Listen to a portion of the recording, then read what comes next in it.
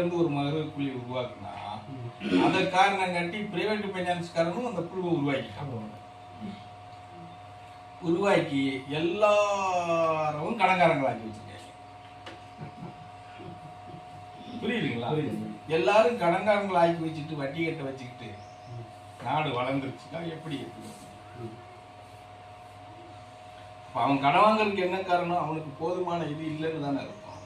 அது இருக்கிற மாதிரி அரசாங்கம் பண்ணிருச்சுன்னா அவன் ஏன் கடன் வாங்குறதுக்கு போகிறான்? அப்படி வரும்போது தான் சாமி ஒரு நாட்டினுடைய வளர்ச்சி, மக்கள் வளர்ந்து போகும்போது தான் நாடு வளரும். இவங்க அதெல்லாம் விட்டுட்டாங்க. நீங்கள் எப்படி வேணாலும் நாசமாக போங்கன்னு சொல்லிட்டு கார்பரேட் கம்பெனிக்காரங்க 10 பேர் அவங்க மேலே வீட்டுக்கு போயிட்டா நாடு வளர்ந்துச்சு. கஷ்டம்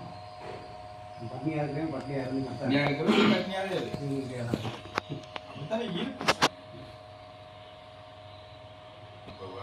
வட மாநிலம் பூரா அப்படிதான் வச்சிருக்காங்க. அப்படி கணக்கு எடுத்துக்கிட்டா நம்ம தமிழ்நாடு ராஜா.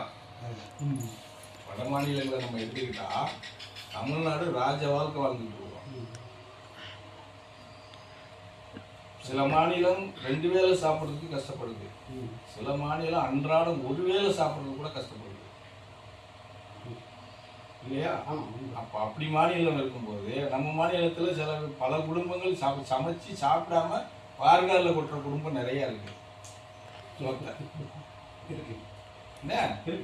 அப்புறம்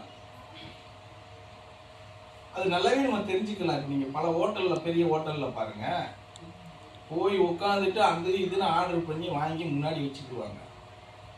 ஆனா சாப்பிட்றது அதுல பகுதி கூட சாப்பிட மாட்டாங்க. புரியுதுங்களா? அப்படியே அதை தள்ளி வச்சுட்டு போயிடுவாங்க. பில்லேனமா கட்டிடுவாங்கன்னு வச்சுக்கோங்க. அப்போ காசு கொடுத்து கண்ணுக்கு முன்னாடி வாங்குற ஒரு உணவுப் பொருளவே நம்ம முழுசா சாப்பிடாம ஒதுக்கி வச்சுட்டு போறோம்னா அவங்க வீட்டில் என்ன செய்வாங்க? புரியுதுங்களா?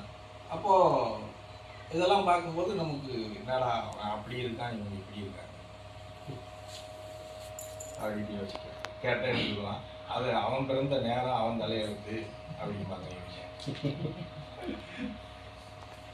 புரியுது.